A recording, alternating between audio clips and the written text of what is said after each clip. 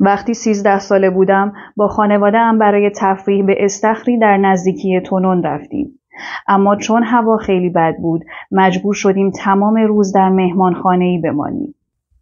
در آنجا من تصادفاً یکی از کتاب‌های کورنلیوس آگریپا را پیدا کردم و آن را با بی‌حوصلگی باز کردم و خواندم. نظریه‌ای که نویسنده کتاب سعی کرده بود تشریح کند و حقایق شگفت‌انگیزی را که بیان کرده بود به زودی مرا شیفته خود کرد. انگار نور تازه‌ای بر افکار من تابیده بود. با شور و شوق زیاد کتابی را که کشف کرده بودم به پدرم نشان دادم.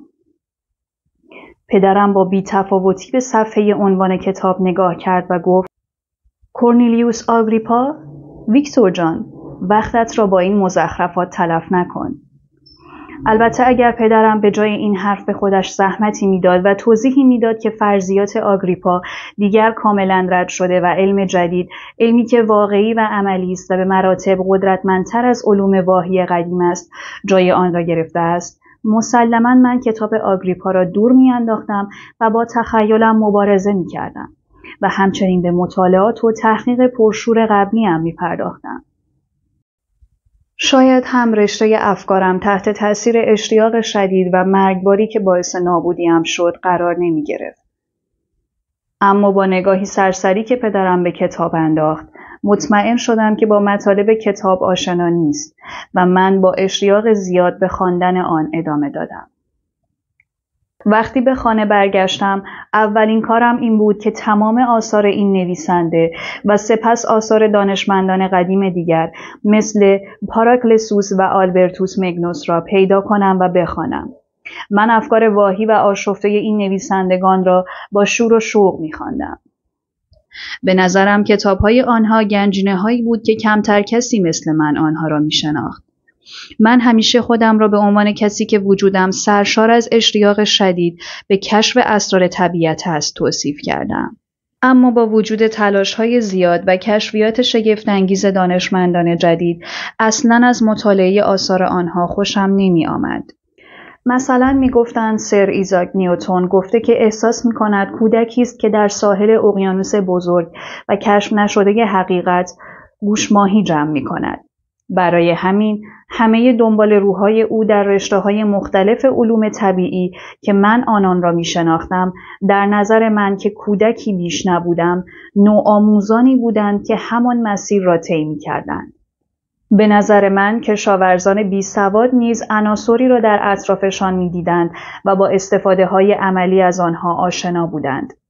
دانشمندان بسیار فاضل نیز کمی بیش از آنها می دانستند. آنها تا حدودی چهره پنهان طبیعت را آشکار کرده بودند. اما ویژگی برجسته و جاودانی آنها هنوز جزو شگفتی‌ها و اسرار بود.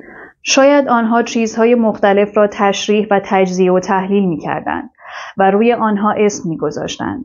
اما از علل غایی آنها سخنی نمی‌گفتند و از علت ثانویه و ثالث آنها به کلی بی‌خبر بودند. من به استحکامات و موانعی چشم دوخته بودم که باعث می شد بشر نتواند وارد دژ طبیعت شود و نسنجیده و از سر نادانی افسوس و حسرت می خوردم. کتاب‌ها و افرادی بودند که مسائل را عمیق‌تر کاویده بودند و اطلاعاتشان بیشتر از من بود. به همین دلیل من به هرچه آنها با اطمینان گفته بودند اعتماد کردم و مرید آنها شدم.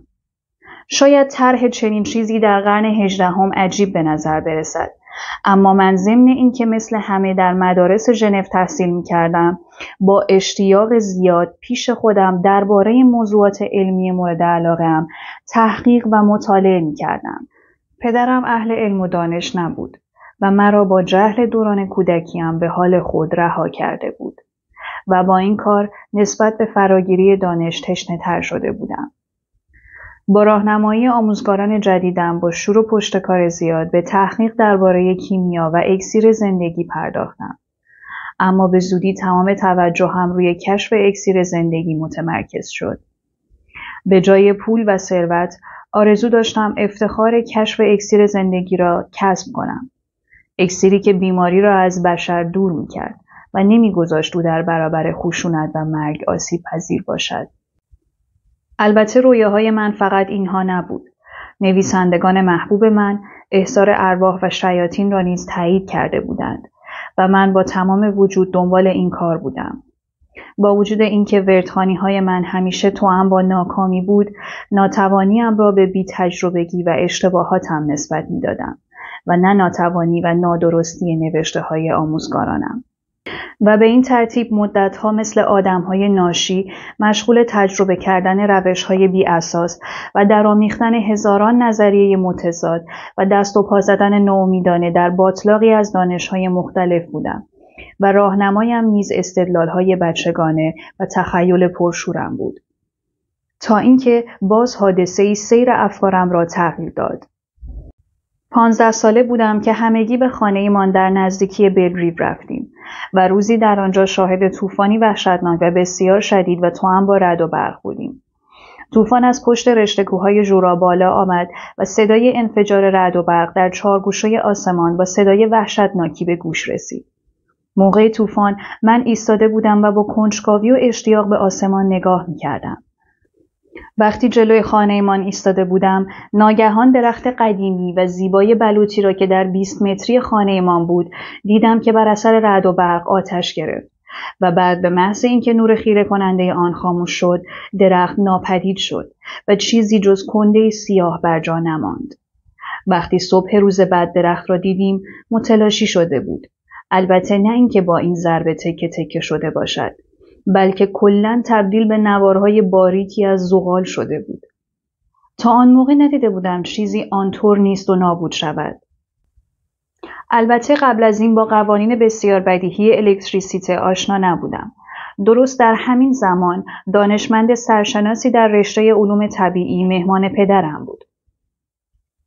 او که از این اتفاق وحشتناک به هیجان آمده بود، توضیحاتی در مورد نظریه علمی خودش درباره الکتریسیته و تولید برق داد که برایم تازگی داشت و شگفت‌انگیز بود.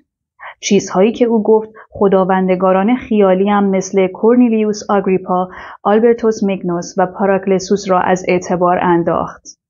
اما سقوط این آموزگاران در ذهنم باعث شد که دیگر تمایلی به دنبال کردن مطالعاتی که به آنها عادت کرده بودم نداشته باشم. فکر کردم دیگر نمیتوان چیزی را شناخت. تمام چیزهایی که مدتها ذهنم را به خود مشغول کرده بود، ناگهان در نظرم منفور شده بود. سپس از مشغولیات قبلیم دست کشیدم و تحت تاثیر یکی از همان هوس‌های ذهنی که احتمالاً همه جوانها دچارش هستند، فکر کردم علوم طبیعی و همه شاخه‌هایش دستاوردهایی ناقص و بی‌ثمر و نمونه حقیری از دانش آینده اند و هرگز نتوانستند حتی به آستانه دانش واقعی برسند. با این افکار بود که به مطالعه ریاضیات و شاخه‌های وابسته به آن که اساسی قرص و محکم داشت و ارزشمند بود پرداختم. روح ما به این نحو عجیب شکل می‌گیرد و کمی تغییر می‌تواند خوشبختی یا نابودی ما را در پی داشته باشد. وقتی به گذشته‌ام نگاه می‌کنم، به نظرم این تغییر معجزه‌آسای خواست و علاقه‌ام نوعی الهام عاجل فرشته نگهبان زندگی‌ام بود. این در حقیقت آخرین تلاش روح محافظ من برای دفع طوفانی بود که در آسمان معلق و آماده بود که مرا در بر بگیرد. و بعد روح من با آرامش و شادی عجیبی پس از اینکه از مطالعات قبلیم دست شستم و به تحقیق و مطالعات عذاب‌آور بعدی پرداختم، پیروزی آن را اعلام کرد.